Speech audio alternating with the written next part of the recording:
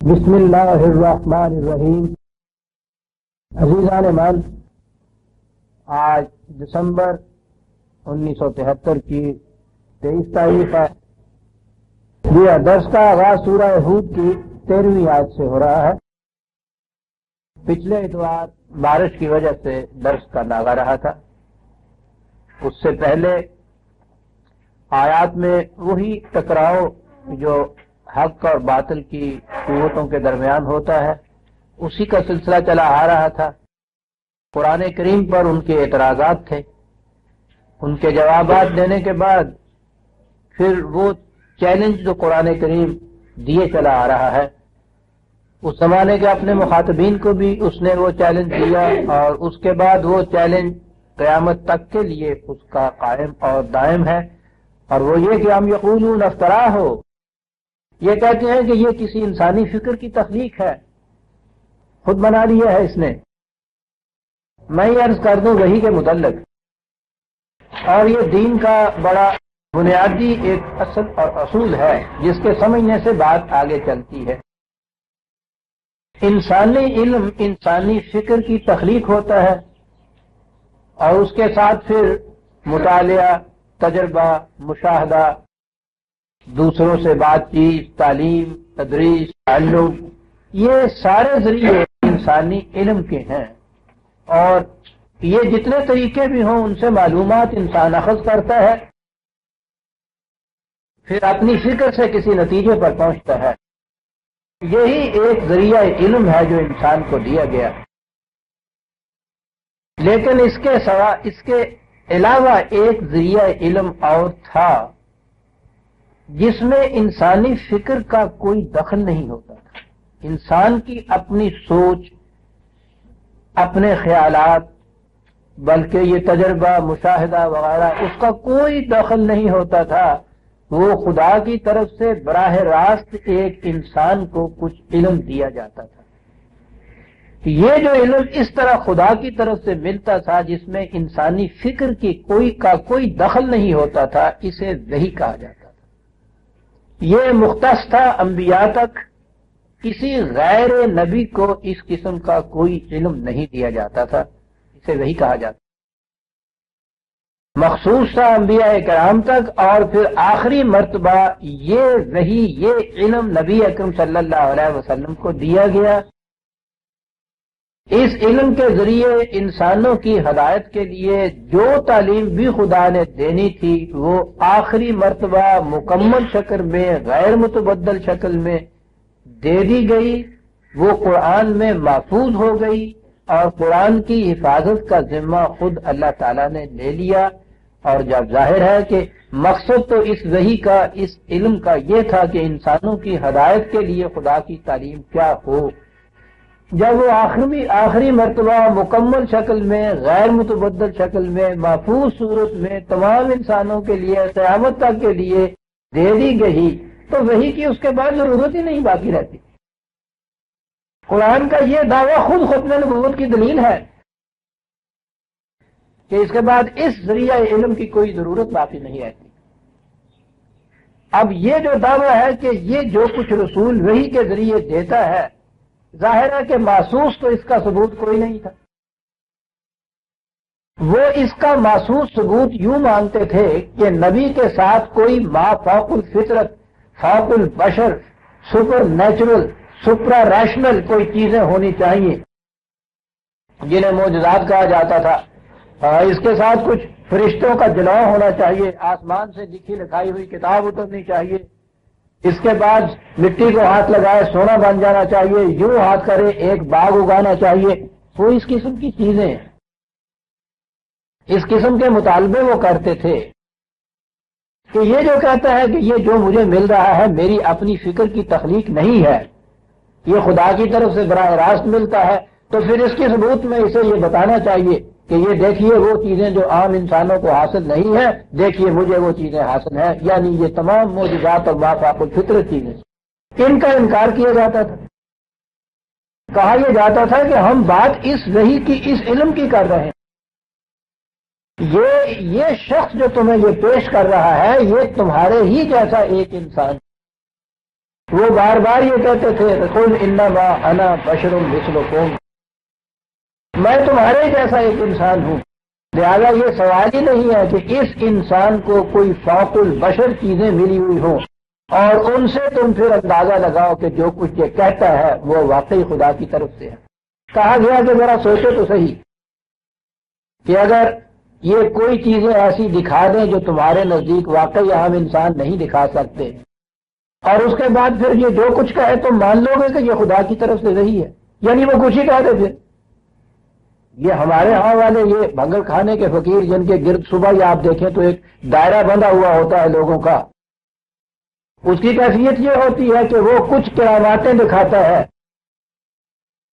دلیل ہی اس کی یہ ہوتی ہے اس کے ولی اللہ ہونے کی، اس کے اللہ کا مقرب ہونے کی کہ صاحب وہ بیٹھے تھے اور انہوں نے یوں کیا اور ایسے ہو گیا، چلیے یہ باتیں تو اس نے دکھا دی۔ اس کے بعد جو کچھ وہ بکواس کر رہا ہوتا ہے ذرا اسے بھی تو سنیے، وہ بالکل مخبوط الآواز پاگل ہوتا ہے، وہ مجذوب جسے کہہ دیتے ہیں، وہ ایسی وہ باتیں کہتا ہے نا جن کا نہ سر نہ پیر۔ سوال یہ ہے کہ اگر کوئی شخص کوئی شے مافوق الفطرت دکھا دے تو پھر کیا اس کے بعد اس کی ہر بات کو تم یہ مانو گے کہ وہ خدا کی طرف سے، خواہ وہ بات کسی قسم کی کیوں نہ ہو؟ نتیجہ اس کا یہ ہے کہ یہ پھر یہ جو اس قسم کے اظہر صاحب ہوتے ہیں، مجذوب ہوتے ہیں، ان کی باتوں میں تعویل نکالتے ہیں کہ اچھا انہوں نے جو 3 مرتبہ کہا تھا کہ وہ جو 3 مرتبہ کہا، اس کے معنی ہے کہ بھائی تمہاری مراد 3 دن میں پوری ہو جائے گی، چلیے، یعنی وہ پھر اپنی طرف سے اسے معنی پہناتے ہیں، وہ بالکل بے معنی باتیں، لغو باتیں ہوتی۔ قرآن نے اس کے مقابلے میں بات ایسی کہی ہے جس کا رد نہیں ہو سکتا۔ وہ کہتا ہے کہ یہ رسول تمہارے جیسا انسان ہے، کوئی ما فوق الفطرت چیز نہیں، کوئی اس قسم کی بات نہیں ہے جس سے تمہاری عقل کو یہ معروف کر دے، جو کچھ یہ کہتا ہے وہ عقل و فکر سے سمجھنے کی بات ہے۔ بات یہ ہے کہ جو کچھ یہ کہتا ہے اس پہ غور کرو کہ وہ کیا ہے، وہ کوئی کرامت دکھا کے کہتا ہے یا نہیں کہتا۔ سوال یہ ہے جو کچھ وہ کہتا ہے وہ کیا ہے۔ آپ نے دیکھا کہ کتنی بڑی چیز ہے جو قرآن یہ کہہ گی۔ مذاہب کی دنیا میں، ان فقیری کی دنیا کے اندر بنیاد چلتی ہے کرامات سے، وہ کوئی نہ کوئی کرامات دکھائے، کوئی نہ کوئی کرامت دکھائے، اور انبیاء کے متعلق یہ چیز تھی علیہ السلام کہ وہ کوئی معجزہ دکھاتے تھے۔ یہاں سے بات شروع ہوتی ہے مذہب کی دنیا میں، دین کی دنیا میں بات یہاں سے شروع یہ ہوتی ہے کہ جو کچھ یہ کہتا ہے اسے دیکھو کہ وہ کیسا ہے، یہ تو تمہارے جیسا ایک انسان ہے۔ کتنا بنیادی فرق ہے عزیزان من۔ وہ مذہب کی دنیا میں اگر کسی نے کچھ ایسا دکھا بھی دیا، زیادہ سے زیادہ وہ جو اس کے سامنے دیکھنے والے تھے انہوں نے اس کو دیکھا، معاملہ ختم ہو گیا، اور اس کے بعد تو رہ جاتی ہے اس کی بات، اور باتیں جس قسم کی ہوتی ہیں وہ آپ کو معلوم ہی ہے۔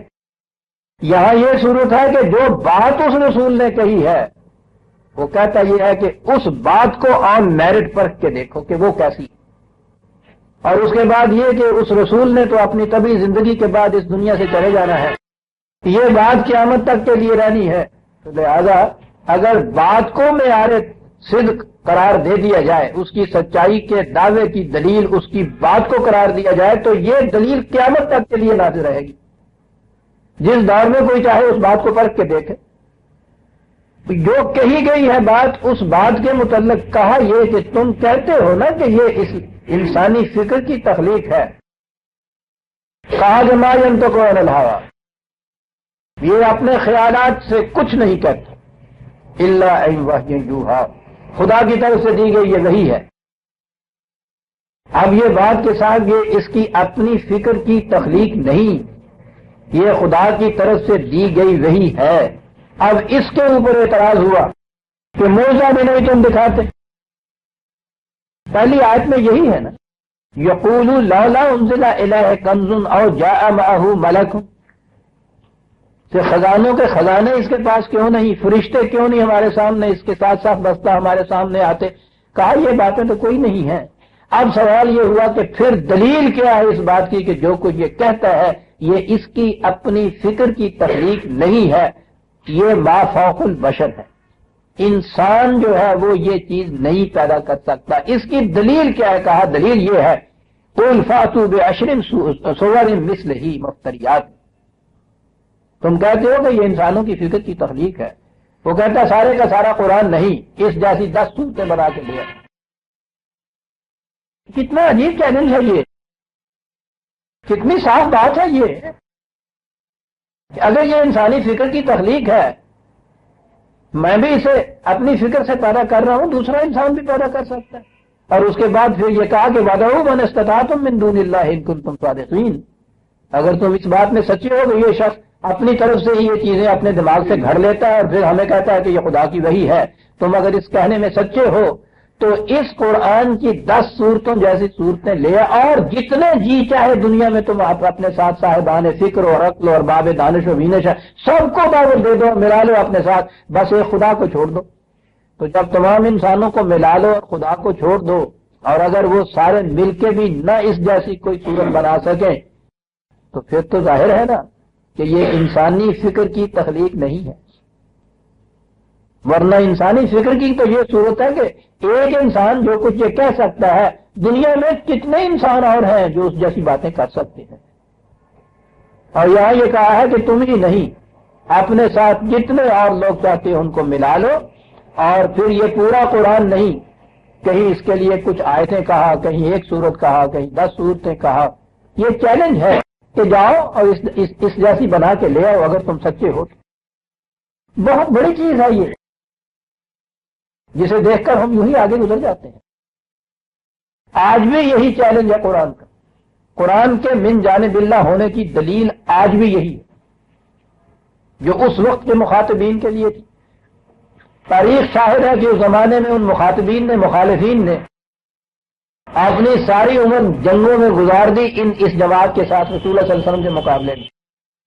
بڑی بڑی جنگیں ہوئی، چھوٹے چھوٹے سرایا جنہیں کہتے ہیں جھڑپیں وہ بھی ہوئی. عام طور پہ تاریخ میں اگر گنا جائے تو 80-82 کے قریب اس قسم کی باہمی تصادمات میدان جنگ میں ہوئے ہیں وہاں، چھوٹے اور بڑے. ساری عمر گزر گئی اس میں ان کی. 8 ہجری میں جا کے رسول اللہ صلی اللہ علیہ وسلم کی وفات کے کوئی 2 برس پہلے مکہ فتح ہوا تو پھر یہ سلسلہ وہاں پھر بھی سلسلہ ختم نہیں ہوا. قریش کا تو ختم ہو گیا، اس کے بعد بھی یہ بہت سے قبائل تھے جنہوں نے اس کے بعد بھی لڑائیاں لڑی، جنگیں لڑی. یہ سارا کچھ ان قریش نے کہ جن کے متعلق جن کو اپنے علم اور زبردانی کا دعویٰ یہ تھا کہ وہ اپنے سوا دنیا کی ہر قوم کو گنگا یعنی اجمی کہتے تھے. ایسی بڑی قوم جس کا دعویٰ یہ تھا، قرآن نے یہ کہا کہ تمہاری زبان میں ہی میں یہ کتاب لے کے آیا ہوں. اس نے کہہ دی کہ یہ بھی نہیں ہے کہ یہ لاطینی زبان میں ہوتا. وہ کہتے کہ صاحب ہم لا کیسے سکتے ہیں، ہماری زبان تو عربی ہے، یہ تو لاطینی ہے. خود کہا قرآن نے کہ تمہاری زبان میں یہ قرآن آیا ہوا. اور تم زباندانی کے معاملے میں تو کم از کم اتنا بڑا تمہیں فخر حاصل اور غرور ہے اور تکبر ہے اور چیلنج ہے کہ ساری دنیا گنگی ہے، تم ہی بولنے والے ہو. خود لفظ عرب کے معنی بھی فصیح البیان ہوتا ہے، عربی کے معنی ہی فصاحت ہے. تو اتنا بڑا تمہارا دعویٰ ہے اور تم سب کے ساتھ مکے میں چنے ہوئے نچوڑ ہو اپنی قوموں کے، اپنے قبائل کے. تو ٹھیک ہے، تمہاری زبان کی ایک کتاب ہے، ہم چیلنج پہ چیلنج کیے چلے جا رہے ہیں کہ اس جیسی 10 صورتیں بنا کے لے آؤ، 10 آیتیں بنا کے لے آؤ. یہ اگر ان کے بس کی بات ہوتی تو آپ سوچئے تو صحیح کہ کتنی جلدی وہ اس کو قبول کر لیتے اس دعوے کو. تو اس سے تو آسان اور سستا کوئی شکست دینے کا ذریعہ ہو ہی نہیں سکتا تھا کہ بہت اچھا صاحب یہی صحیح آ جائیے. اور وہیں عرب کے زباندان، عرب کے ارباب فکر موجود تھے، انہی کو وہاں بلا کے بتا دیا جاتا کہ صاحب ذرا فیصلہ کیجئے، دیجئے صاحب ہم کرتے ہیں. وہ جو اتنے بڑے ان کے شعراء اپنے قصائد کو لکھ کے کعبے کی دیواروں پہ لٹکا دیا کرتے تھے، ان میں سے کسی نے بھی اس چیلنج کو قبول نہیں کیا. یہ عجیب چیز ہے، کسی نے قبول نہیں کیا. یہ بھی نہیں ہوا کہ کوئی میدان اس قسم کا لگا ہو، اس میں انہوں نے کچھ پیش کیا ہو. وہ منصف جو تھے ان کے کسی ورڈکٹ کے اوپر ان کو اعتراض ہو گیا ہو کہ صاحب انہوں نے صحیح فیصلہ نہیں دیا. بالکل نہیں، انہوں نے قبول ہی نہیں کیا، کوئی آیا ہی نہیں میدان میں. اور یہ ایک مرتبہ نہیں، قرآن میں کتنے مقامات پر یہ چیز ہے، یعنی 23 سال کے عرصے میں کتنے ہی مقامات پہ، کتنی ہی جگہ قرآن کریم نے، کتنے ہی اوقات میں نبی اکرم صلی اللہ علیہ وسلم نے، کتنے ہی مواقع پر انہیں یہ چیز کہی کہ یہ بڑا آسان سا ایک طریقہ ہے جو میں پیش کر رہا ہوں، اس چیلنج کو قبول کیوں نہیں کرتے تم؟ کسی نے قبول نہیں. اور اس 1400 سال میں کسی نے قبول نہیں کیا. یہ عربی زبان جاننے والے دنیا میں غیر مسلم جو ہیں وہ تو پوچھئے نہیں کہ کتنے بڑے بڑے فاضل عربی زبان کے ان کے اندر موجود. پہلی تو چیز یہ ہے کہ خود عرب میں بسنے والے غیر مسلم اس زمانے میں بھی غیر مسلم تھے عرب کے اندر، اور اس کے بعد آج تک تو پوچھئے ہی نہیں. یہ خود عربوں کے اندر یہ غیر مسلم عیسائی و یہودی یہ سارے، اور عیسائی تو عرب میں بسنے والے ہی نہیں بلکہ یورپ اور امریکہ میں بسنے والے عیسائی فاضل جو ہیں عربی زبان کے اتنے بڑے عالم ہیں، ان کی مرتب کی ہوئی عربی کی لغات جو ڈکشنری ہیں وہ سند مانی جاتی.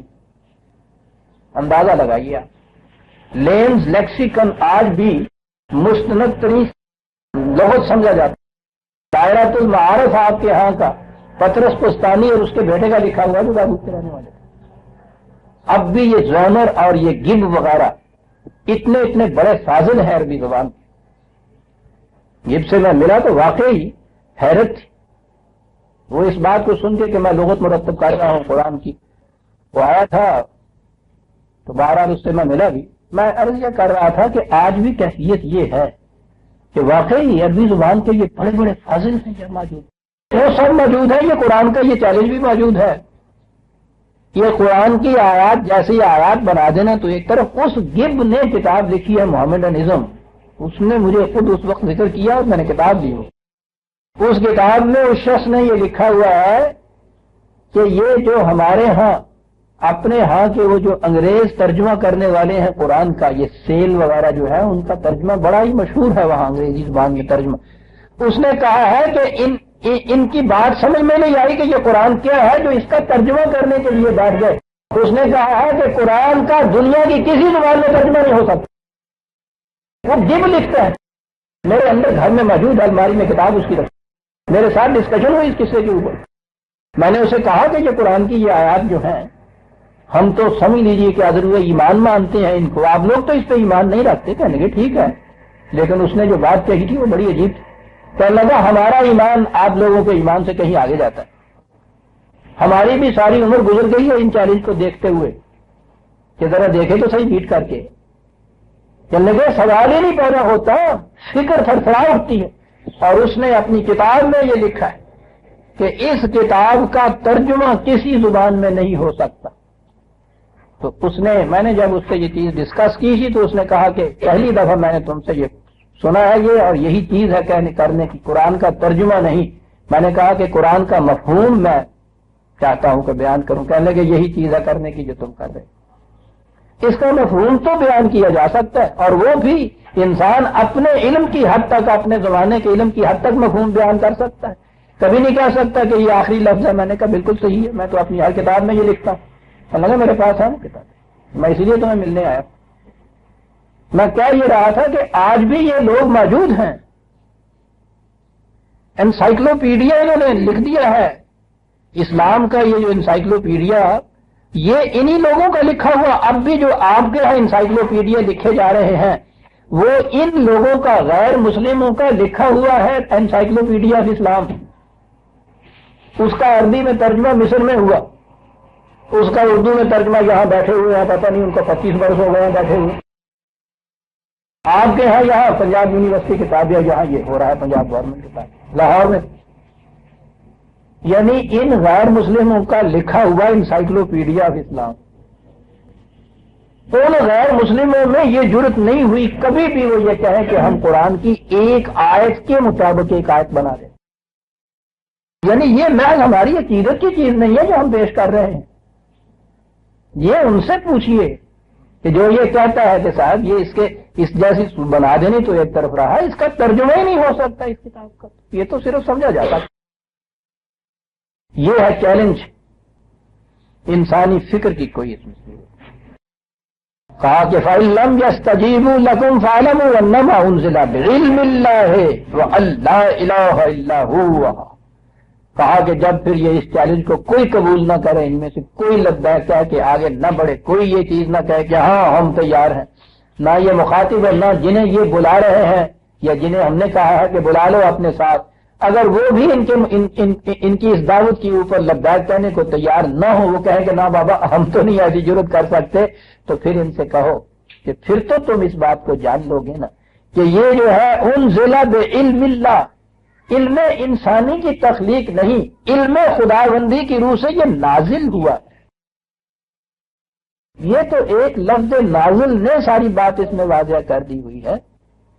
انسان جو کچھ لکھتا ہے، جو کچھ کہتا ہے، جو سوچتا ہے، وہ اس کے اپنے اندرونی جذبات و خیالات و فکر و علم و دانش و عقل کی چیز ہوتی ہے، اندر سے باہر آتی ہے، سبجیکٹو اسے کہتے ہیں۔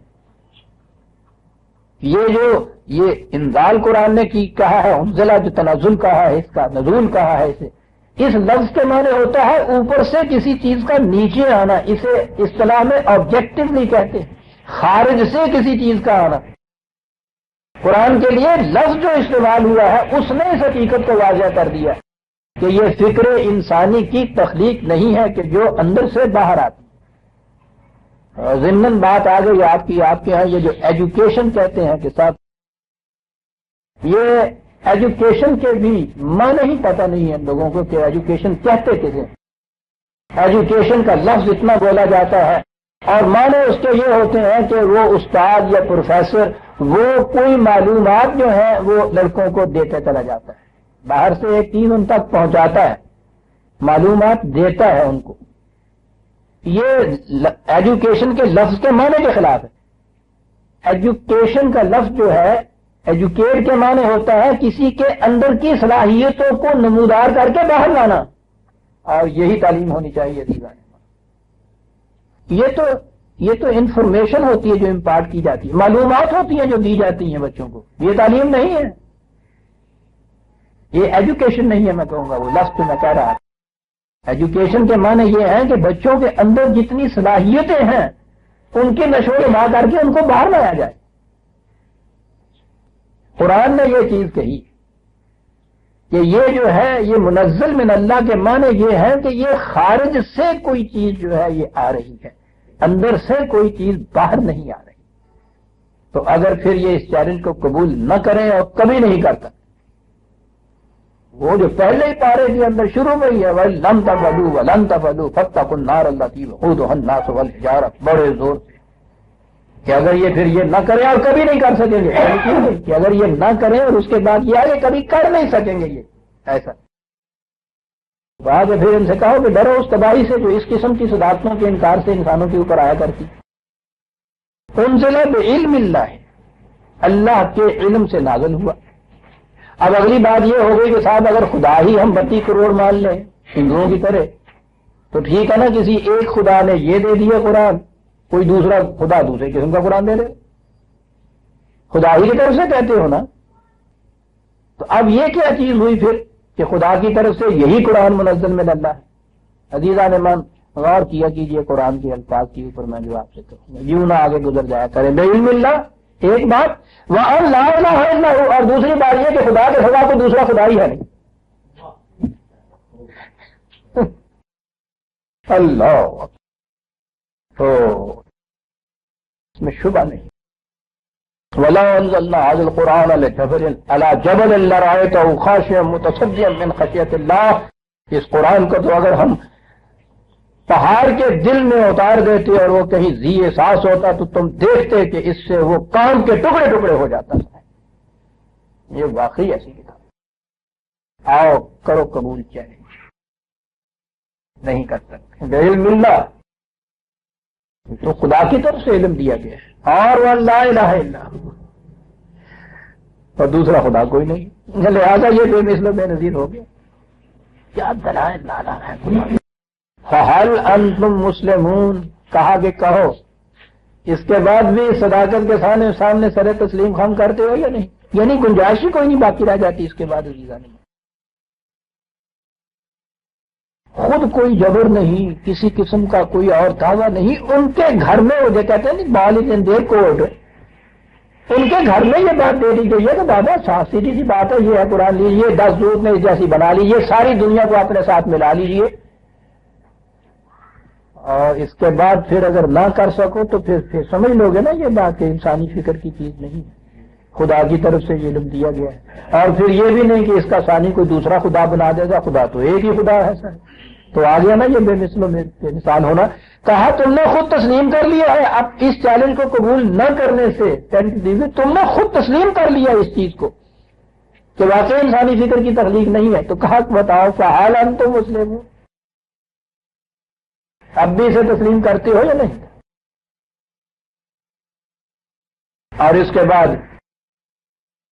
ایک دو آیتیں وہ آتی ہیں. کئی دفعہ میں کہا کرتا ہوں کہ جس زمانے میں میں نے بھی قرآن پہ وہ منزل شروع ہوئی میری شکوک اور ریب کی دنیا سے نکل کر کفر بالطاغوت سے آگے بڑھ کر تمام پہلے کے معتقدات کو دماغ سے نکال کر قرآن کی طرف غور و فکر سے قرآن کی طرف پھر آیا اس بارگاہ میں، تو بعض ایسے مقامات تھے جنہوں نے شروع میں ہی یہ بات میرے سامنے جو لے آیا کہ واقعی یہ مذہب نہیں لے کے آیا، یہ دین لے کے آیا قرآن. یہ بڑی پرانی بات تھی جو میرے ذہن میں آئی ہوئی تھی، اس لیے کہ بہت سی چیزیں ایسی تھیں جو تمام مذاہب میں یکساں طور پر پائی جاتی تھی، اور قرآن میں نے دیکھا کہ یہ بالکل ان کے خلاف رہتا ہے. اور اس کے بعد جب غور کیے تو یہ نظر آیا کہ وہ چیزیں سارے مذاہب میں مسلمہ طور پہ یکساں طور پہ پائی جاتی ہیں، وہ واقعی غلط ہے، اور جو یہ ان کے خلاف کہتا ہے اللہ رقم یہی خلافت ہے. تو میں نے عرض کیا کہ جب قرآن سمجھنے کا یہ مرحلہ شروع میں آیا ہے تو یہ مقامات پھر پہلے جو میرے ذہن میں آئے کہ ان مسلمات کے خلاف یہ ایک چیز کہتا ہے الگ ہٹ کر ان سے. تو یہی نہیں کہ عام انسانی فکر جو کچھ کہہ رہی ہے یہ ان سے الگ ہٹ کے کچھ کہتا ہے، بلکہ مذاہب کی دنیا میں جن چیزوں کو مسلمات مانا جاتا ہے اور وہ ہر جگہ پائے جاتے ہیں، یہ ان سے بھی ہٹ کے کچھ کہتا ہے اور اللہ رغم ان کے کچھ کہتا ہے. لہذا انسان کی فکری دنیا یا مذاہب میں جو انسانی فکر نے آمیزشیں کر دی ہیں، مذہب کے معنی ہوتے ہیں کہ خدا کی طرف سے دیے ہوئے دین میں انسانی فکر نے آمیزشیں کر دی، یہ ان کے بھی خلاف جاتا ہے. انہی مقامات میں سے ایک یہ مقام ہے جو سامنے آ رہا ہے. مذاہب کی دنیا میں ایک مسلمہ یہ بھی ہے، کہا یہ جاتا ہے کہ صاحب آپ دیکھیے نا یہ لوگ بڑے نیک ہیں، پرہیزگار ہیں، عبادت گزار ہیں، اللہ والے ہیں، اور اس کے بعد حالت بیچاروں کی یہ ہے مفلوق الحال ہے، کھانے کو روٹی نہیں، پہننے کو کپڑا نہیں، دنیا میں ساری مصیبتیں ان کے اوپر آ رہی ہیں، تکالیف ان کے اوپر آ رہی ہیں. یہ کیوں ہے؟ یہ عام اعتراض ہوتا ہے، اور مذہب کی دنیا کی طرف سے ہر مذہب سے مسلمہ طور پر جواب یہ ملتا ہے کہ اللہ اپنے بندوں کی آزمائش کرتا رہتا ہے. یہ خدا کے مقرب ہوتے ہیں، جتنا کوئی شخص اللہ والا ہوگا اتنا ہی وہ ان چیزوں سے محروم ہوگا، وہ آزمائشیں کرتا ہے، وہ امتحان میں ڈالتا ہے. اور اگلا مسلمہ تمام مذاہب میں یہ کہ یہ دنیا اور اس کی ساری چیزیں یہ تو ساری ہڈیاں ہیں جن کے پیچھے کتے پھر رہے ہیں، لاشیں ہیں جن کے اوپر کتے پھر رہے ہیں، یہ قابل نفرت چیزیں. دوسری دلیل یہ کہ کیونکہ یہ قابل نفرت چیزیں ہیں اس لیے یہ جو اللہ والے ہیں یہ ٹھیک ہے، ان کو تو یہ ملنی نہیں چاہیے. تمام دنیا کے مذاہب میں مسلمات ہیں یہ کہ دنیا داری کا تو لفظ ہی آپ دیکھتے ہیں نا کہ وہ اللہ والوں کے خلاف ہوتا ہے، کیسا بڑا دنیا دار واقعہ ہوا ہے. یہ دنیا کے دھندوں میں جی کھوا رہا ہے آدمی، یہ سب کچھ ہے.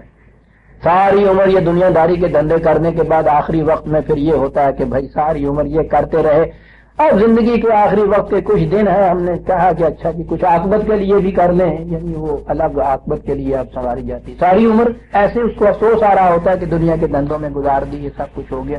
یہ مسلمات میں سے ہے مذاہب کے کہ دنیا، اس کے دھندے، اس کی متاع، اس میں سے جو کچھ ملتا ہے، یہ تو سارے ان لوگوں کی باتیں ہیں جو خدا سے منحرف ہوتے ہیں، ان کو اس سے واسطہ نہیں ہوتا. اللہ کے نیکوکار بندے جو ہیں ان کو ان چیزوں سے تعلق نہیں ہوتا. آپ سوچ لیجئے ذہن میں ہے نا یہ مسلمات میں دیکھیے قرآن کیا کہتا ہے ان کے متعلق. اور میں نے عرض کیا ہے نا کہ آج تک ذہنوں میں میرے یہ چیزیں ہیں کہ یہ وہ منزلیں تھی جہاں سے نظر آیا کہ یہ واقعی نہ یہ انسانی فکر کی دلیل ہے اور نہ ہی یہ مذاہب کے مسلمات میں تقلیداً پیچھے چلنے والا یہ ہے کہ جیسے وہ کہتے چلے آئے تھے یہ بھی اسی طرح سے کہتا چلا جائے. بالکل نہیں، ان سے ہٹ کے کہا. قرآن نے کیا کہا 1400 سال پہلے کہا. پہلی چیز تو اس نے یہ کہی کہ یہ دنیا اور اس کی قوتیں اور اس کے تمام جتنی اشیاء اور ممات جتنی بھی ہیں یہ سب اس لیے ہیں کہ جتنے انسان یہاں بھیجے گئے ہیں وہ ان سے تمتع کریں. وَلَكُمْ فِيهَا مُسْتَقَرٌّ وَمَتَاعٌ إِلَىٰ حِينٍ وَسَخَّرَ لَكُم مَّا فِي السَّمَاوَاتِ وَالْأَرْضِ جَمِيعًا مِّنْهُ. کتنی بڑی چیزیں ہیں اس پوری کائنات میں. زمین پہ ہی نہیں بلکہ ان اجرام فلکی میں کائنات کی پستیوں اور بلندیوں میں جو کچھ ہے تمہارے لیے ہم نے تابع تسخیر کر دیا ہے. آپ دیکھیے تو صحیح، اسلام کو مذہب کی دنیا میں شامل کیا جاتا ہے نا. مذہب کی سٹیج سے یہ بول رہا ہے اور کہہ یہ رہا ہے کہ زمین کی چیزیں ہی نہیں ان آسمانی اجرام کی چیزیں بھی تمہارے لیے تابع تسخیر کر دی ہیں. 1400 سال پہلے چاند پر جانے والوں کو یہ کہہ رہا ہے وہ کہ یہ قرے بھی تابع تسخیر ہے تمہارے. آپ غور کیجئے کہ یہ چیز کتنی بڑی ہے. اس نے کہا کہ اس دنیا کے اندر جسے آپ غریبی اور فقر اور بھوک یہ کہتے ہیں عذاب ہے خدا کا. بڑی چیز. بات پھر وہی آگے آئی.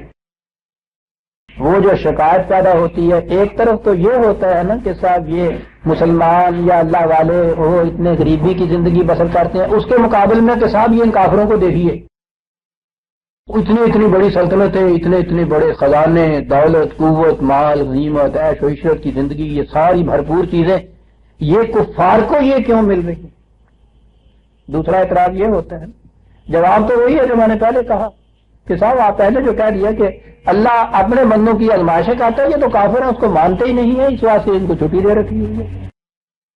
جب اس نے کہا تھا کہ سخر لکم، اس نے یہ تو نہیں کہا تھا کہ کفار کے لیے ہم نے یہ زمین و آسمان کی چیزیں مسخر کر دی ہیں، تم جو ہمارے ماننے والی ہو اس میں سے الگ ہو گئے، تو لکم کہتا ہے.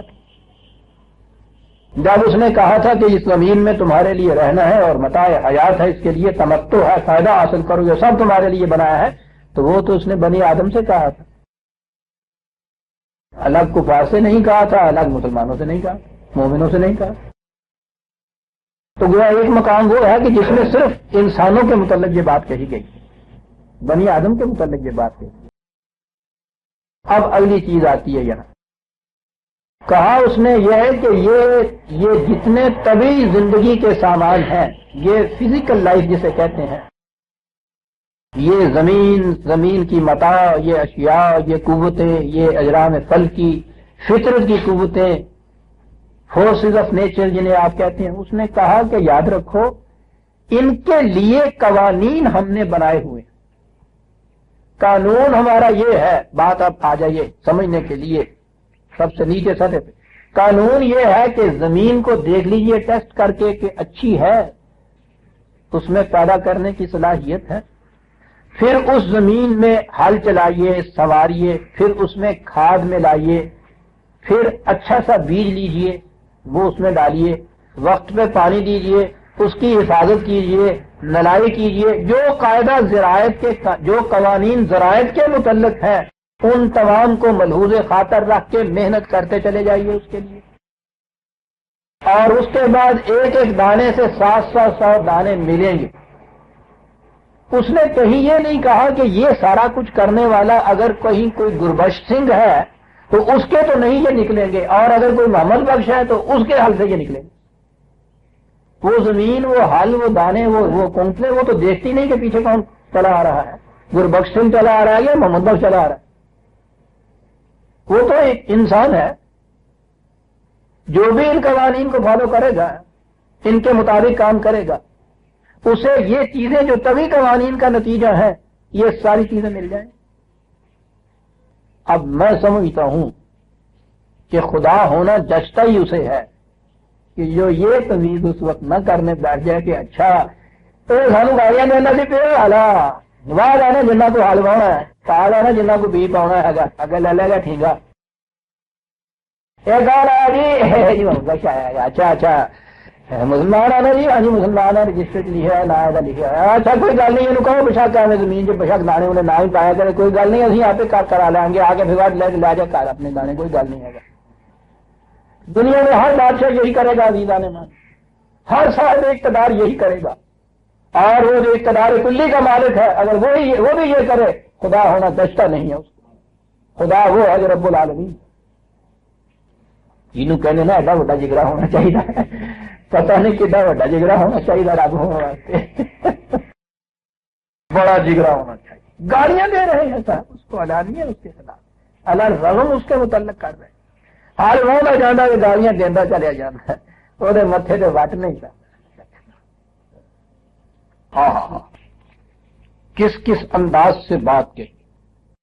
سورہ اسرائیل 17/18 17/18 یاد آ گیا۔ یہ تو وہ شکوہ تھا جو ہمارے ہاں کے حکیم الامت نے بھی اپنے کسی دور میں، وہ پہلا دور تھا جس میں انہوں نے کیا تھا بات، ذرا شوخی ہے اس میں، تو فلسفہ نہیں ہے، وہ جو شکوہ ہے ان کے ہاں، خیر تو یہ ہے کہ کافر کو ملے پورو قصور اور بے چارے مسلمان کو فقط بعد آئے ہو، رحمتیں ہیں تیری اغیار کے کاشانوں پر، اب برف گرتی ہے تو بے چارے مسلمانوں پر، ٹھیک ہے، بندہ بشستی نا چھوٹا جا جگرا سی، اس واسطے یہ چیز آتی تھی کہ اغیار کے کاشانوں کے اوپر رحمتیں کیوں، یہ مسلمانوں کے اوپر برف کیوں گرے۔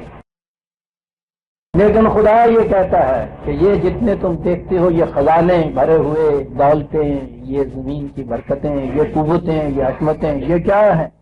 کبھی قوانین ہمارے قوانین ہیں، وہ کہا اس نے، یہ بھی کسی من گجر کے بنائے ہوئے نہیں ہیں، یہ بھی ہمارے ہی قوانین ہیں۔ جو ان قوانین کو فالو کرتا ہے، من کان یرید العاجلۃ، جو فوری فائدے لینا چاہتا ہے، محنت کی نتیجہ سامنے آ گیا، فوری فائدہ لینا چاہتا ہے، عجلنا لہ فیہا ما نشاء لمن نرید، ٹھیک ہے، ہمارے قانون مشیت کے مطابق کہ جن کو ہم قوانین فطرت کہا جاتا، جسے تم قوانین فطرت کہتے ہو، ہمارے قوانین مشیت کے مطابق جو محنت کر کے اس کو کہتا ہے کہ یہ میں نے فصل بوئی، اس کا مجھے فوراً سے سامنے مل جائے، کہ ٹھیک ہے ہم دیتے ہیں اس کو۔ وَمَنْ أَرَادَ الْآخِرَةَ وَسَعَىٰ لَهَا سَعْيَهَا وَهُوَ مُؤْمِنٌ فَأُولَٰئِكَ كَانَ سَعْيُهُمْ مَشْكُورًا۔ اب آگے بات فرق آتی ہے، فرق کہاں آتا ہے؟ کہنے لگے یہ ساری چیزیں قانون طبیعی کے مطابق حاصل کی، دولت حاصل کی، فصلیں حاصل کی، قوتیں حاصل کی، سوال ہوا کہ ان کو استعمال میں کیسے لایا جائے۔ کہنے لگے یہاں بات کرنے سے فرق پڑتا ہے، ایک وہ حاصل کرنے والے ہیں جو حاصل کرنے کے بعد ان کے بلبوتے پہ دوسرے انسانوں کا گلا گھونٹتے ہیں، انہیں کہتے ہیں کفار کہتے ہیں، اور دوسرے وہ ہیں جو اتنی محنت کر کے جان مار کے یہ حاصل کرتے ہیں اور اس کے بعد دیکھتے ہیں کہ کس کس انسان کو ضرورت ہے کہ ان کی ضرورتیں پورا کرنے کے لیے کہتے ہیں۔ کہنے لگے یہاں فرق پیدا ہو گیا، انہیں مومن کہا جاتا ہے۔ ان کی یہ جو روش ہے کہ نوع انسانی کی ربوبیت ہمارا نصب العین ہے، جس کے لیے خدا نے یہ سب کچھ پیدا کیا تھا، جو ضرورت مند ہے اس کی ضرورت پوری کرنا ہمارا فریضہ ہے۔ اس نے کہا کہ یہ جو صورت ہے یہاں تو ان کو بھی اسی طرح سے ملا جس طرح سے انہیں ملا تھا، فرق یہ ہوگا کہ انہوں نے یہ جو کچھ کیا ہے کچھ عرصے تک یہ چیز جو ہے ان کو واقعی بڑی چمکتی ہوئی نظر آئے گی، اس کا انجام تباہی ہوگا، اور یہ جو روش اختیار کر رہے ہیں اس کا انجام خوشحالی اور کارگزاری ہوگا۔ یہ جسے انجام کہتے ہیں اسے آخرت کہتا ہے، مستقبل درخشندہ ہوتا ہے، اور وہ مستقبل اسی دنیا کا نہیں ہے، یہ زندگی مسلسل چلتی ہے، مرنے کے بعد جو جسے آخرت کہتے ہیں وہ بھی سنورتی ہے۔ اس سے کہتا ہے یہاں آ کے فرق پڑتا ہے۔ یہ جو پہلا حصہ ہے کہ جو محنت کر کے حل چلائے گا اس میں فصل اگے گی، اور وہ ہماری زمین اس کو اتنا ہی دے گی جتنا اس دوسرے کو دے رہی ہے، کچھ نہیں فرق ہم کریں گے۔ من کان یرید العاجلۃ عجلنا لہ فیہا ما نشاء لمن نرید۔ ہم نے قانون مشیت بنایا ہوا ہے اپنے ارادے کے مطابق، آپ کے جذبات کے مطابق نہیں۔ یا نہیں صاحب جو خدا کو گالیاں دیتا ہے اس کی زمین میں سے کیسے کیے ہوگے نرید، یہ ہم نے خود بنایا تھا، تم سے پوچھ کے بناتے تو تم واقعی ہمیں یہ کہتے کہ جی کوئی فرق کر لو، اپنی پارٹی ہوئی تو دوسری پارٹی ہوئی، ایسے تو منڈا داخل ہو جائے کالج سے وہ پہلا پوچھتے ہیں پیوے کا کیڑی پارٹی کا کیا الفاظ ہیں نشاؤ میں من مرید. تو یہ قانون جو تھا نا وہ ہم نے خود اپنے ارادے سے اپنی مشیت کے مطابق بنایا تھا. تم سے نہیں پوچھا تھا. تم سے پوچھتے تو تم نہ ایسا بنانے دیتے. تم کہتے کہ جی میں یہ سب کچھ جو ہے یہ خدا کا. اس نے بھی تو حزب اللہ اور حزب الشیطان کہا ہے نا. پارٹی تو اپنی بھی اس نے بتائی ہے لیکن اس نے کہا کہ نہیں تم سے پوچھتے تو تم ضرور یہ کہتے. ہم نے اس وقت کسی سے پوچھا نہیں. ہمارے سامنے ربوبیت عالمینی تھی. ہم تمام انسانوں کے رب ہیں. اس لیے ہم نے یہ قانون بنایا کہ جو کو بھی اس کے قاعدے کے مطابق یہ کچھ کرے گا ہم اس کو یہ دیں گے. لیکن دوسری طرف یہ بھی بات تھی کہ ہم نے دوسرے قوانین یہ بنائے تھے کہ ان چیزوں کو پھر استعمال کس طرح سے کرنا ہے, ان کی تقسیم کیسے کرنی ہے, یہ بھی قوانین تھے. تو یہاں سے آ کے اب وہ کہنے مومن و کافر کا فرق شروع ہوگا اور یہ فرق آگے کی طرف چلے گا. فصل حاصل ہونے تک یہ کوئی فرق نہیں. اتنی ہی بات نہیں, اگلی چیز ہے عزیزان من, کلن نمد ہؤلاء وہؤلاء. اس کھیل میں اگر وہ ہندو یا سکھ حل چلا رہا ہے, ساتھ والے میں وہ کوئی مسلمان حل چلا رہا ہے, قانون کے مطابق اگر یہ دونوں ذرائع کی قانون کے مطابق یہ دونوں چل رہے ہیں, ہم اسے بھی مدد دیتے ہیں, ہم اسے بھی مدد دیتے ہیں. کلن نمد ہؤلاء وہؤلاء. کبھی یہ نہیں کرتے. کبھی قوانین کے مطابق یہ صورت ہو تو اس کا نتیجہ جو ہے وہ کرنے والا کافر ہو تو اس کا نتیجہ کچھ اور نکلے, کرنے والا مسلمان ہو تو اس کا نتیجہ کچھ اور نکلے. یہاں تک یہ چیز بالکل کلن نمد ہؤلاء وہؤلاء من عطاء ربک. یہ ہے الفاظ. یہ یہاں تک کی جو چیزیں ہیں نا کہ اس کے مطابق یہ زمین اگلتی چلی آ رہی ہے, یہ کچھ ملتا چلا جا رہا ہے, یہ ہماری طرف سے عطیہ ہے. عطیہ دیتے وقت نہیں پھر یہ دیکھا کرتے ہیں. اور کس کی طرف سے ہے؟ من ربک. لفظ یہاں رب ہے. جس نے پرورش کا ذمہ لے لیا ہوا ہے یہ اس کی طرف سے بطور عطیہ کیے لیے. رب دیکھتے ہیں کہاں یہ ہے. اگر وہ یہ فرق کر دیتا ہے ان دونوں کے اندر تو پھر وہ دونوں کا رب نہ رہتا, رب العالمین نہ رہتا, رب المسلمین ہو جاتا ہے. یہ عطا ہے. اور آگے یہ چیز ہے کہ پھر صاحب یہ وہ اور محنت کرے, وہ کہتے ہیں نا کہ وہ سات باری حال چلائے تو زمین نو سرما کر دے. یہاں تک ایک اگے صرف مسلمانوں کا حق ہے. کہا وہ ماں کا نا عطا رب کا معذورا. جو چیز عطیے کے طور پر تیرے رب نے دیا اس میں کسی جگہ پھاٹک نہیں ہم نے لگا دیا, کہیں پھاٹک نہیں لگا دیا. پھاٹک لگا دیا ہوتا تو یہ زمین سے اٹھ کے چاند تک پہنچ جاتا. کہیں پھاٹک نہیں لگا دیا. عزیزان من وہ تو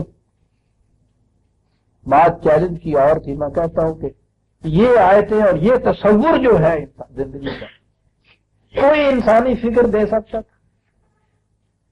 انسانی فکر کا وقت تو آج بھی قوم اور قوم میں, نسل اور نسل میں, ملک اور ملک میں, پارٹی اور پارٹی کے اندر اتنا فرق کرتا ہے کہ قدم قدم پہ پھاٹک لگائے ہوئے ہوتے ہیں. انسانی فکر تو اس طرح سے محدود ہو جاتا ہے. یہ چیز انسانی فکر دے سکتا تھا. انسانی فکر تو اچھوت کو وہ چاول نہیں کھانے دیتی جو براہمن چاول کھاتا ہے.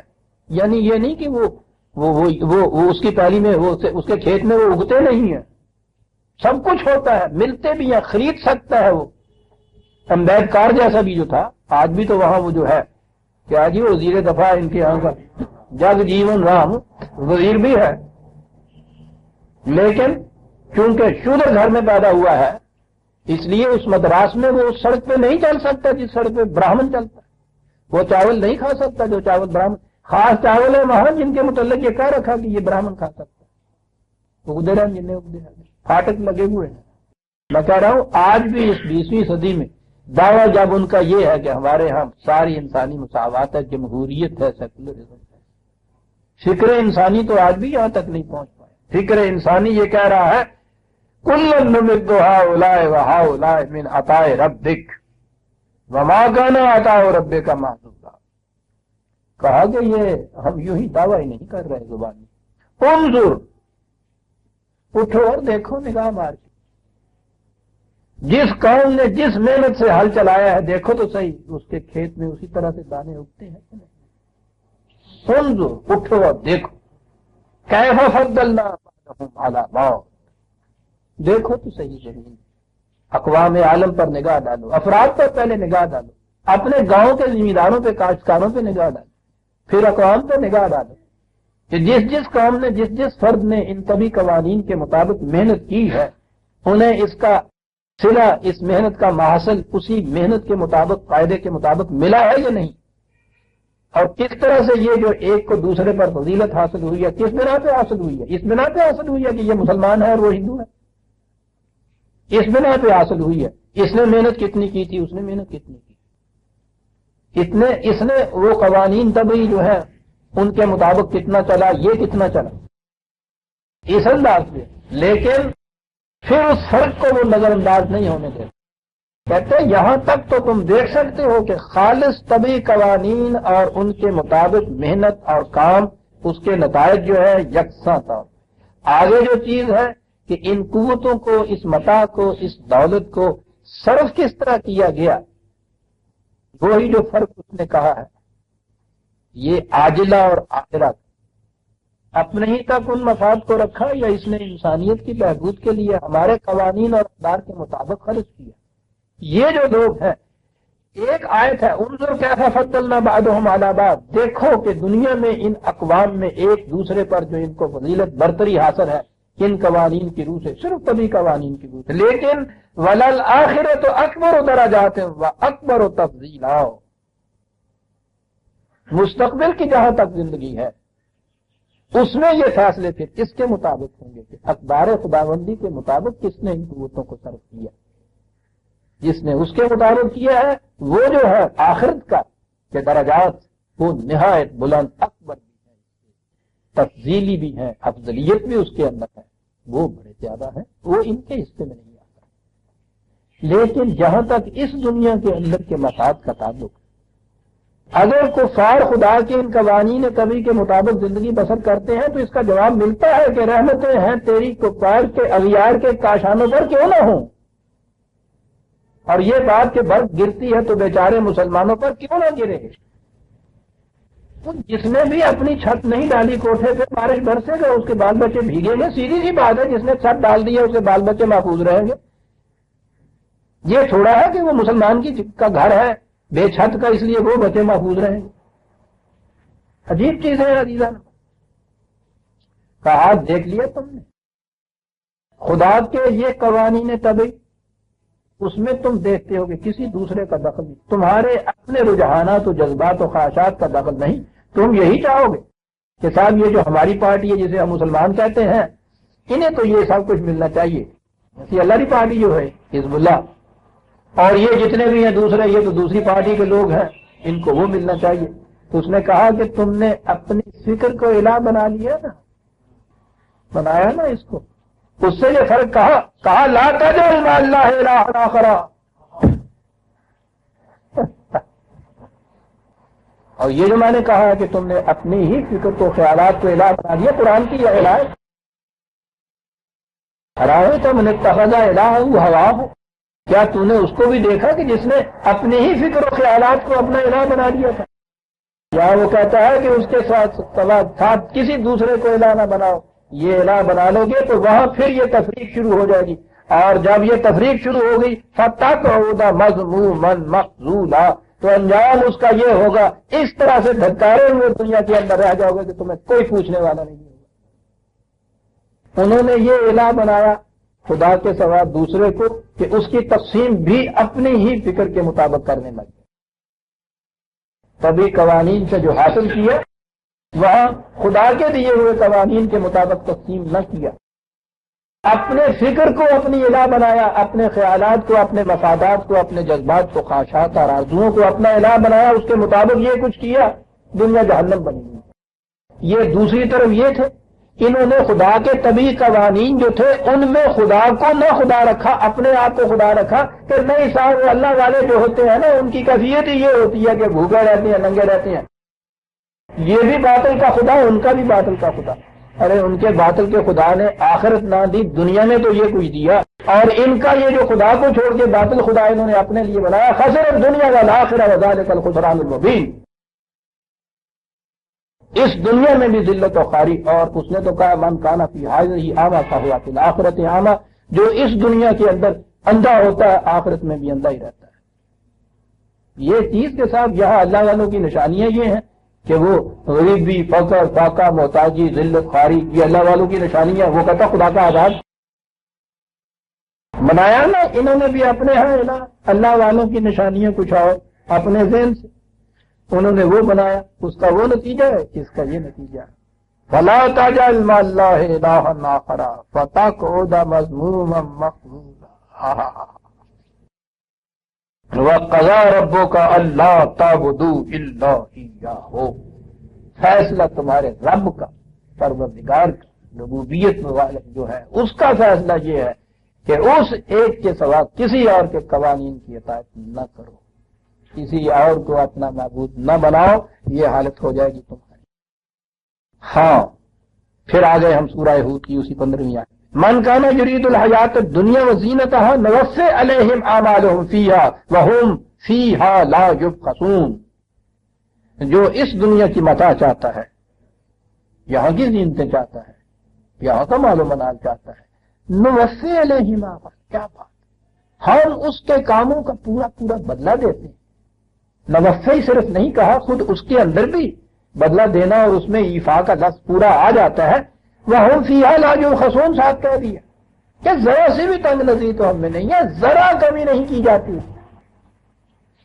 لیکن اولئک الذین لیس لہم فی الآخرۃ الا النار وحبط ما صنعوا فیہا وباطل ما کانوا یعملون، لیکن یہ یاد رکھیے کہ مستقبل میں پھر ان لوگوں کا کوئی حصہ نہیں ہوتا، وہاں تباہی ہوتی ہے ان کے لیے، اس دنیا میں بھی جہنم کی تباہی، آخرت میں بھی جہنم کی تباہی۔ جتنا کچھ یہ ما صنعوا فیہا، یہ الفاظ قرآن میں عجیب آتے ہیں، جو کچھ خدا کے قوانین کے مطابق انسان کرتا ہے، اس کی اقدار کے مطابق کرتا ہے، وہ ہمارے صالح ہوتے ہیں۔ ان کو چھوڑ کے جو کچھ اپنی فکر، اپنا ہی اپنے آپ کو خدا بنا کے جو کچھ کرتا ہے، صنع کا لفظ اس میں آتا ہے، یہ مصنوعی لفظ ہوتا ہے نا، وہ وہاں سے آیا ہوا ہوتا ہے کہ یہ سارا کچھ مصنوعی ہوتا ہے، خود بنایا ہوا تمہارا، یہ برباد ہوتا ہے۔ حقیقت میں ہمارے قانون کے مطابق جو کچھ تم کرتے ہو وہ کبھی برباد نہیں ہوتا، برباد وہ ہوتا ہے جو تم خود صنعت کاریاں اپنے ذہن سے اپنے ذہن کی کارگاہ فکر میں جو تم ڈھالتے ہو، بڑے بڑے فکر، وہ برباد ہوتے ہیں، وہ تباہ ہوتے ہیں، رائے گاہ چلے جاتے ہیں۔ پھر جو کچھ کرتے ہو رائے گاہ چلی جاتی ہیں ان کی۔ ایک دوسرے مقام پہ بھی قرآن نے یہ کہا ہے، یہ جن کی یہ آخرت میں جا کے رائے گاہ جاتی ہیں، یعنی دنیا میں تو اس نے کہا ہے نا کہ نوفی الیہم اعمالہم فیہا وہم فیہا لا یبخسون، دونوں میں فیہا ہے، یہاں ہاں کہیں یہ نہ سمجھ لینا کہ کوئی بات نہیں، اقدار خداوندی سے اگر ہم نے اعراض بھی برتا ہے، ان کے سرکشی بھی برتی ہے تو کوئی بات نہیں۔ قرآن میں ایک دوسرے مقام پہ ہے کہ جب ان سے کہا جاتا ہے کہ بھائی اتنا کچھ جو حاصل کیا ہے ان کو خدا کے بتائے ہوئے اقدار کے مطابق تقسیم کرو، استعمال کرو، ورنہ یاد رکھو آخرت میں تم تباہ ہو جاؤ گے۔ تو یہ لوگ کہتے ہیں کہ نہیں صاحب، جس نے ہمیں یہاں اتنا مالا مال کیا ہے وہ بھی ہمیں وہ بخش دے گا۔ یہ تو آپ نے سنا ہوگا، وہ بخش دے گا، یہ کیسے خیال پیدا ہوا؟ یہاں جو بخشوانے کے ٹھیکیدار بیٹھے ہیں نا، وہ یہاں سے ٹکٹ دے دیتے ہیں نا ان کو، جو جی میں آئے کرو، جس طرح سے جی میں آئے کروڑ پتی بنتے چلے جاؤ جائز ناجائز طریقے سے۔ جس نے یہاں مسجد بنا دی جنت میں موتیوں کا گھر بن گیا، جس نے بنا دی۔ مسجد میں قالین بچھوا رہے ہیں خواجہ صاحب، فانوس جی انہوں نے میاں صاحب نے لٹکوا دیا ہے، صاحب نے کیا جو نا اللہ کی دین تھی نا، ایسے ایسے بھگوان ہونے چاہیے۔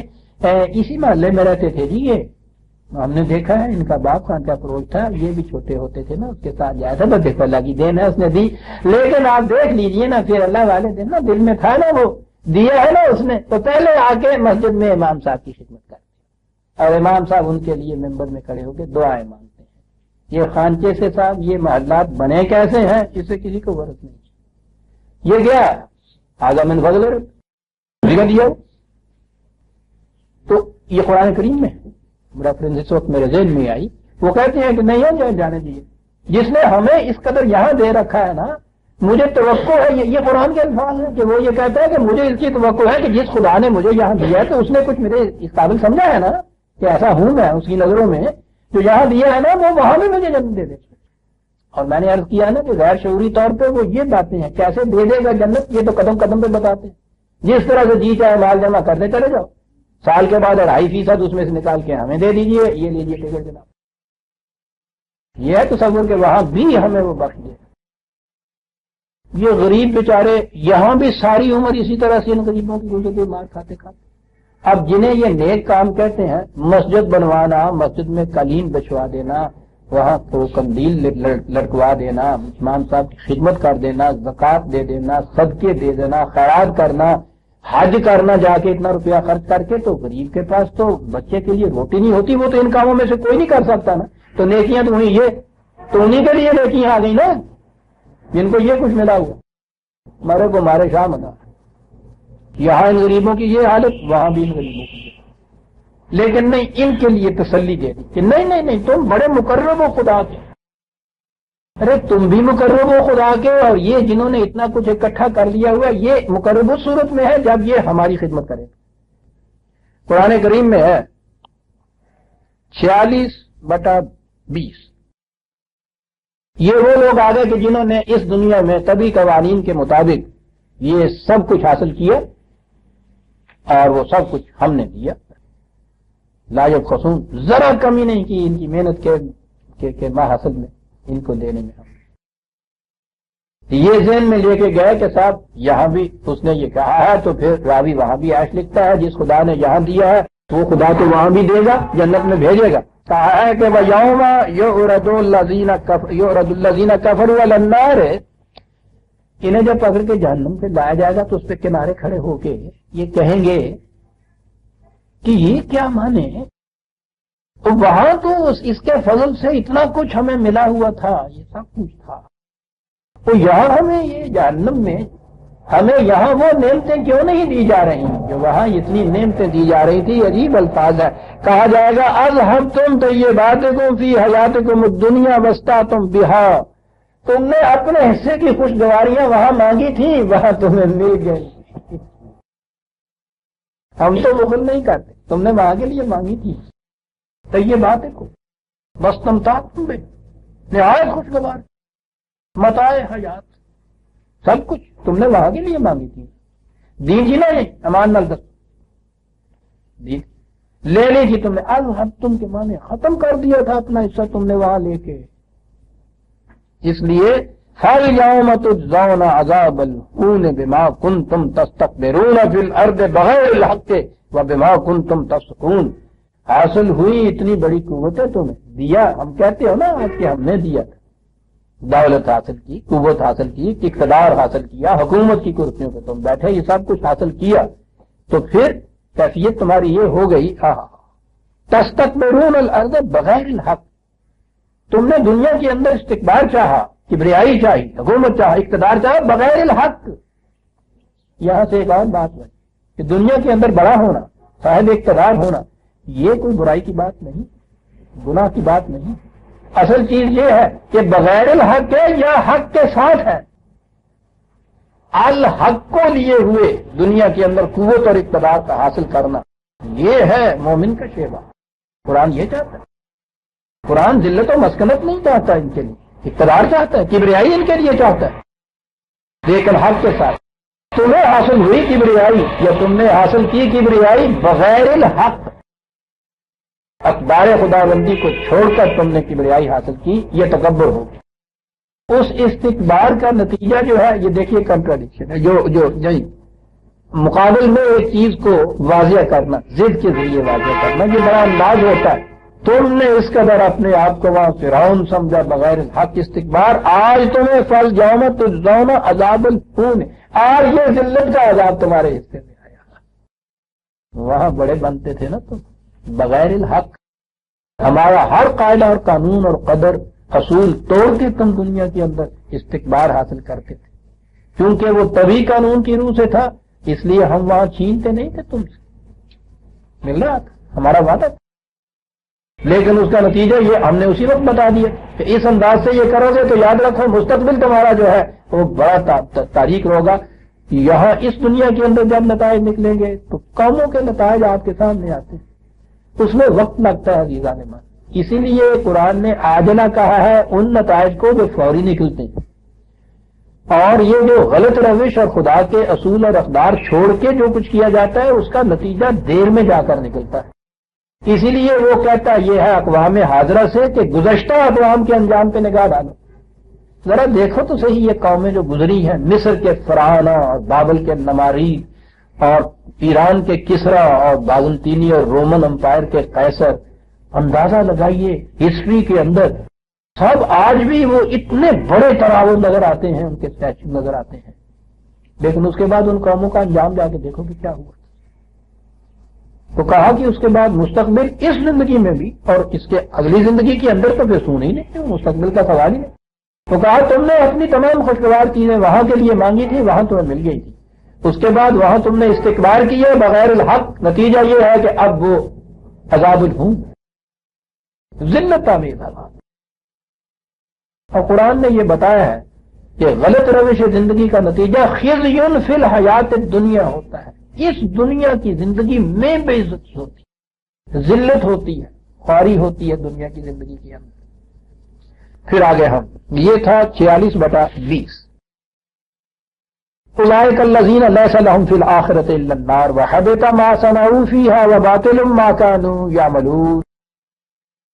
کہا ایک تو یہ جنہوں نے اسی دنیا کے لیے یہ کچھ مانگا، ہمارے طبی قوانین کے مطابق کام کیے، اس کے نتائج ان کے سامنے آ گئے، مستقبل ان کا اسی قسم کا تاریخ ذلت آمیز وہ چیز آ گئی۔ یہ ہمارا قانون ہے۔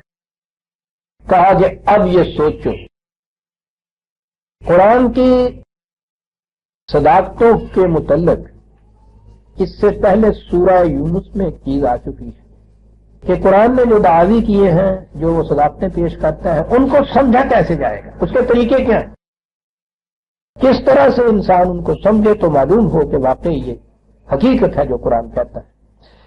سورہ یونس کی آیات پھر سامنے لے آئیے، یہ 10/39۔ قرآن کریم نے 3 طریقے بتائے ہیں قرآن کے دعاوی کو پرکھنے کے، اور اس کے بعد پرکھنے کے بعد ماننے کے۔ وہ پرکھنے سوچنے کے بغیر ماننے کو ایمان قرار نہیں دیتا، یاد رکھیے۔ 3 طریقے بتائے۔ پہلی چیز تو یہ کہا کہ یہ لوگ ان کے سامنے قرآن کی حقائق پیش کیجئے، بل کذبوا بما لم یحیطوا بعلمہ۔ پہلی چیز تو یہ کہ یہ علم کی بارگاہ سے نہیں پوچھتے جا کے کہ اس کے متعلق تم کیا کہتے ہیں، اور تقسیم کر دیتے ہیں ان چیزوں کی جس تک ان کا علم احاطہ ہی نہیں کرتا، کیونکہ ان کے اپنے علم کے احاطے سے باہر کی چیز ہے، اس لیے کہہ دیتے ہیں کہ صاحب جھوٹ ہے۔ ارے بھائی علم کے احاطے کو بڑا وسیع کر لو نا۔ یہ تو ہے نہیں کہ جس مقام پہ کوئی ایک فرد کھڑا ہے وہ یہ کہہ دے کہ علم کا آخری مقام یہ آ گیا ہے۔ اسی لیے میں یہ کہا کرتا ہوں، اور قرآن کی روح سے یہ حقیقت ہے کہ قرآن کے حقائق جس دور میں کوئی فرد یا کوئی گروہ سمجھنا چاہے، اس دور میں انسانی علم جہاں تک پہنچ گیا ہوا ہے اس تک اس کی رسائی ہونی بڑی ضروری ہے۔ ہر دور کا علم جہاں تک پہنچتا ہے وہ قرآن کے حقائق کی شہادت اور گواہی بنتا چلا جاتا ہے۔ جب آخری اسٹیج تک انسانی علم پہنچ جائے گا کسی ایک بات کے متعلق تو وہ دیکھیں گے کہ قرآن کی حقیقت کی وہ آخری شہادت ہو جائے۔ اس نے خود کہا ہے کہ سنریہم آیاتنا فی الآفاق وفی انفسہم حتی یتبین لہم انہ الحق، کہ ہم عالم انفس اور آفاق میں باہر کی دنیا میں خود ان کی اپنی اندر کی دنیا کے اندر اپنی نشانیاں دکھاتے چلے جائیں گے تاکہ یہ حقیقت ان کے سامنے آ جائے کہ قرآن نے جو کچھ کہا تھا حق تھا۔ یہ اس کا طریقہ ہے۔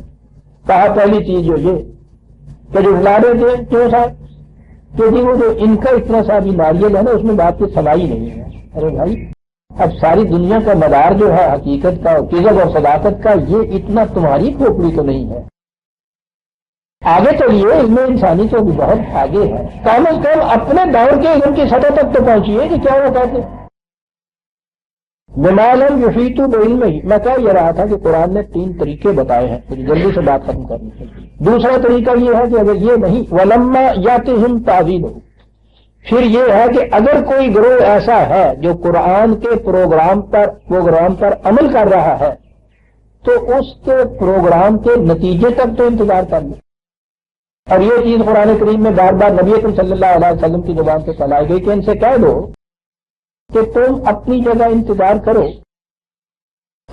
یا قوم اعملوا علی مکانتکم انی عامل فسوف تعلمون، میں اپنے پروگرام کے مطابق عمل کرتا ہوں، تم اپنے پروگرام کے مطابق کام کیے جاؤ، عنقریب نتیجہ بتا دے گا کون سچا ہے کون جھوٹا ہے۔ کہتا ہے اس کا بھی انتظار نہیں کرتا، علم کی بارگاہ سے نہیں پوچھتے، تم کہتے ہو کہ ذرا انتظار کرو، میں اس نظام کو قائم کر کے اس کے مطابق کام کر رہا ہوں، اس کے نتائج دیکھ لو کہ وہ ٹھیک ہے کہ نہیں جو میں کہہ رہا ہوں، اس پہ بھی نہیں۔ تیسرا طریقہ یہ ہے کذالک کذب الذین من قبلہم فانظر کیف کان عاقبۃ الظالمین۔ تیسری چیز یہ ہے کہ پہلی قوموں نے جو کچھ کیا تھا ان کا انجام دیکھ لو کہ کیا ہوا۔ میں جو تمہیں کہتا ہوں کہ تم اگر ایسا کرو گے تو تباہ ہو جاؤ گے، تو اس کے لیے کم از کم یہی دیکھ لو کہ تمہارے ہاں عاد اور ثمود اور ان کی قوموں کے خنجرات پڑے ہوئے ہیں، یہی کچھ ان سے کہا گیا تھا کہ اگر ایسا کرو گے تو تباہ ہو جاؤ گے، یہ دیکھ لو ان کے خنجرات۔ تو 3 طریقے قرآن نے بتائے اور بڑے ہی سائنٹیفک طریقے۔ پہلی چیز تو یہ کہ اپنے دور کے علم کی سطح سے پوچھو کہ وہ کہاں تک اس کی صداقتوں کی شہادت بنتے چلے جاتے ہیں، یا کسی جگہ خدا کرے کوئی ایسی مملکت کوئی ایسا خطہ زمین ہو جہاں اس پروگرام پر عمل کر کے دکھایا جائے، پھر اس کے نتائج دیکھ لو۔ یہ خطہ زمین اسی لیے حاصل کیا گیا تھا عزیزان من کہ قرآن کے ان دعوی کی صداقت کی شہادت بن جائے ہمارا نظام یہاں کا جو اس کے نتائج۔ چھوڑیے بات دوسری طرف چلے جائے، اور یہ بھی نہیں تم چاہتے تو تاریخ سے پوچھ لو کہ جن قوموں نے یہ کیا تھا اس کا نتیجہ کیا نکلا۔ بڑی چیز مذہب یہ کبھی نہیں کہہ سکتا، دین یہ چیز کہہ سکتا ہے، نظام یہ چیز کہہ سکتا ہے۔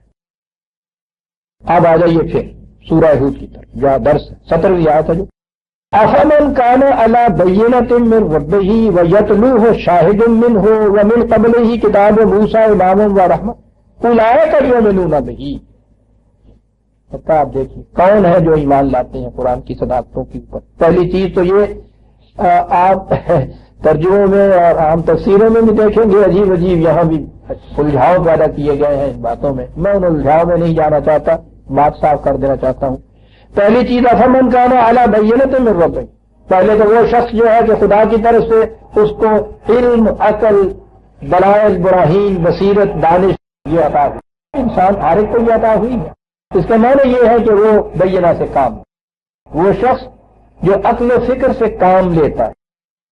ایک چیز وہی جو اس نے کہا تھا کہ علم کی بارگاہ سے پوچھو، عقل و فکر سے کام لینے والا۔